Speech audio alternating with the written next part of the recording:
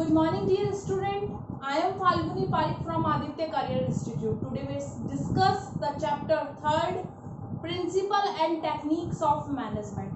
See, last हम Henry Fayol के बारे में स्टडी कर चुके हैं, पढ़ चुके हैं, उनके प्रिंसिपल्स पढ़ चुके हैं. अब बात करेंगे हम पीटर एफ ड्रैकर के बारे में. देखिए, पीटर एफ ड्रैकर को 21 सेंचुरी का मैनेजमेंट गुरु माना जाता है.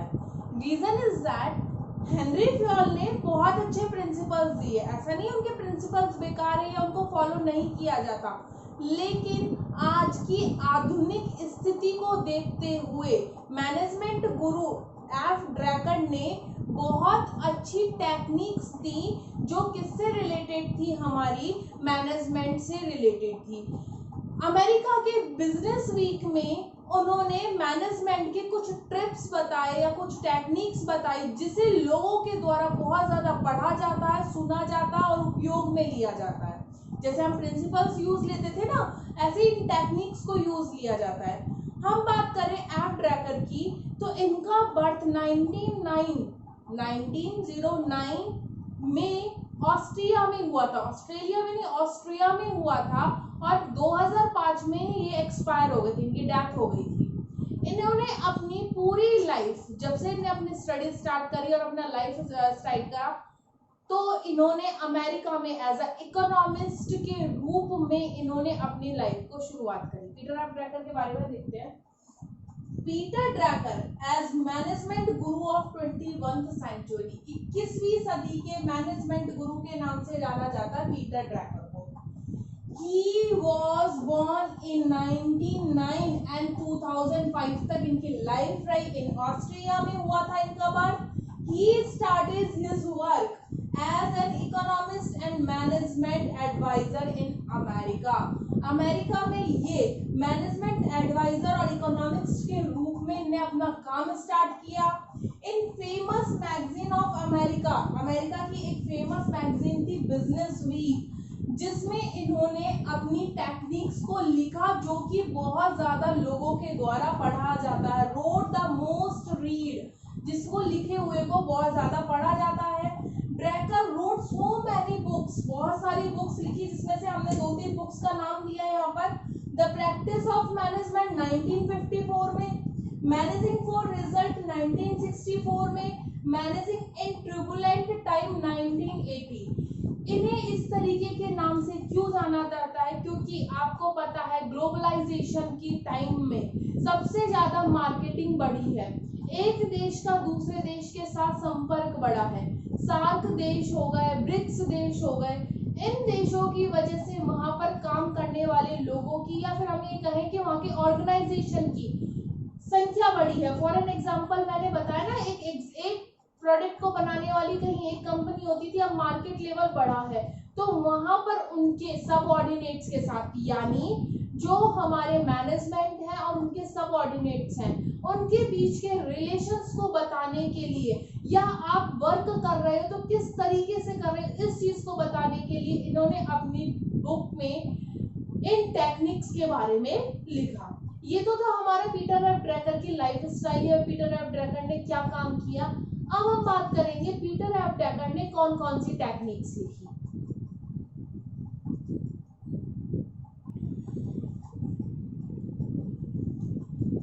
यस, हम एमबीयू की बात कर रहे हैं, टेक्निक्स की. You know very well, environment affect directly and indirectly in the environment, in the organization, peoples and group. आपको पता है environment डायरेक्टली और इनडायरेक्टली अफेक्ट डालता है हमारी ऑर्गेनाइजेशन पर, पीपल्स पर और ग्रुप्स पर. आपको ये भी पता है कि जैसे जैसे चेंजेस आ रहे हैं, चेंज वेरी फास्ट, मतलब कि बहुत ज्यादा चेंजेस आ रहे हैं, जिस कारण हमारी ऑर्गेनाइजेशन, हमारी इंटरनल पार्ट्स जितने भी, पॉलिटी, ऑर्गेनाइजेशंस, हमारी जो बोले पॉलिटिक्स हो गई है, डोमेस्टिक रीजन्स हो गए हैं, फॉरेन कंट्रीज हो रही हैं, इन पर बहुत ज्यादा इफेक्ट आ रहा है.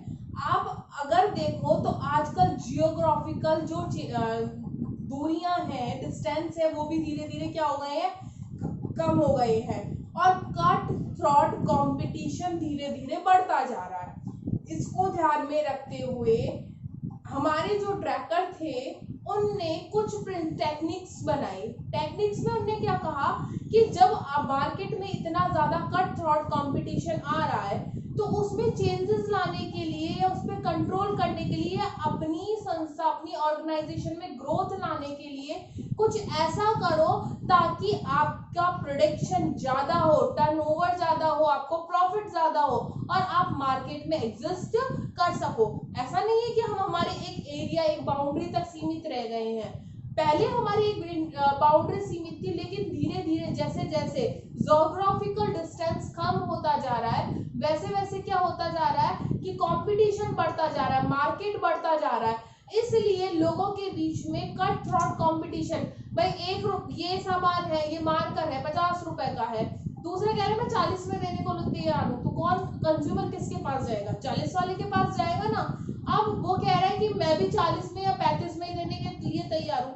तो यहाँ पर क्या हुआ कि कैसे भी अपने माल को बेचना है, लेकिन क्यों बेचना है? ऐसे तरीके से बेचना है कि आप मार्केट में एडजस्ट भी कर सको, आप प्रॉफिट मेकिंग भी कर सको, आप ग्रोथ भी कर सको। इसके लिए पीटर एफ ड्रकर ने कुछ टेक्निक्स दी। वैसे तो पीटर एफ ड्रकर की 12 टेक्निक्स थी, लेकिन हमारी बुक में केवल 3 टेक्निक्स है। MBO management by objective, second थी MBE मैनेजमेंट बाय एक्सेप्शन, तीसरी है MBS मैनेजमेंट बाय स्ट्रेटजी। इन तीनों पॉइंट्स को हम पढ़ेंगे। हमारा फर्स्ट पॉइंट है management by objectives. Techniques of management में हम फर्स्ट पढ़ रहे हैं management by objectives, MBO short form में बोलते हैं इसको, MBO मैनेजमेंट बाय ऑब्जेक्टिव्स। अच्छा देखो,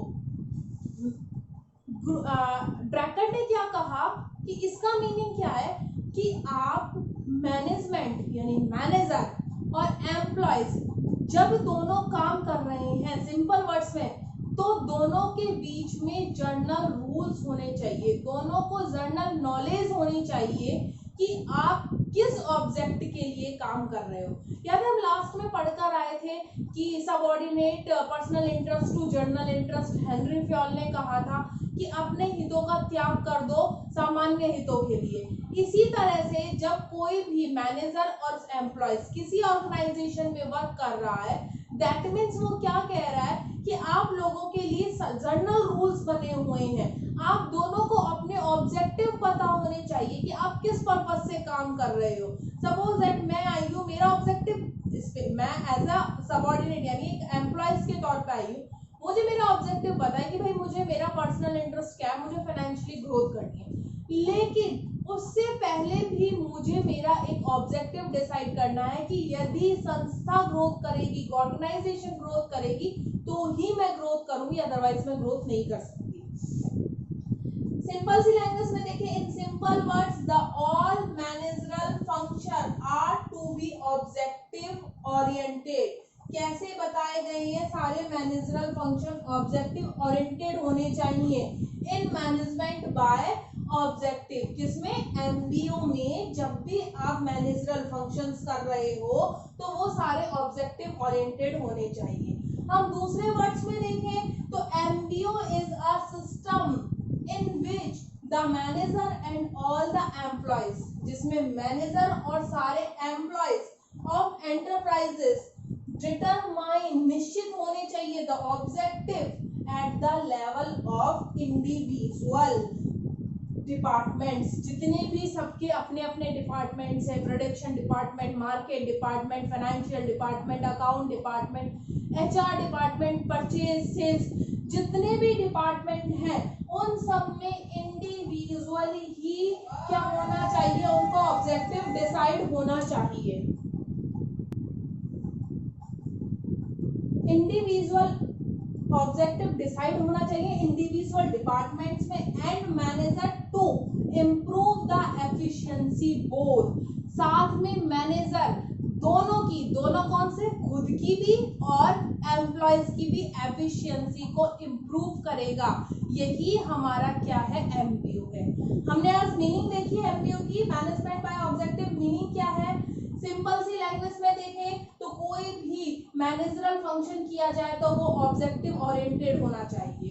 अदर लैंग्वेज में देखें तो एम्प्लॉयज और मैनेजर जितने भी है एंटरप्राइजेस में, उनका डिटरमाइन होना चाहिए ऑब्जेक्टिव किस लेवल पर? इंडिविजुअल डिपार्टमेंट पर। और मैनेजर को इम्प्रूव करनी चाहिए एफिशिएंसी दोनों की। दोनों कौन कौन की? मैनेजर्स की और मैनेजर खुद की और एम्प्लॉयज की। आज की क्लास में हमने मीनिंग देखा। नेक्स्ट क्लास में हम इसकी इंपॉर्टेंस, इसके इफेक्ट्स, इसकी प्रॉफिट, इसके लॉसेस, ये सारी चीज पढ़ेंगे। Thank you.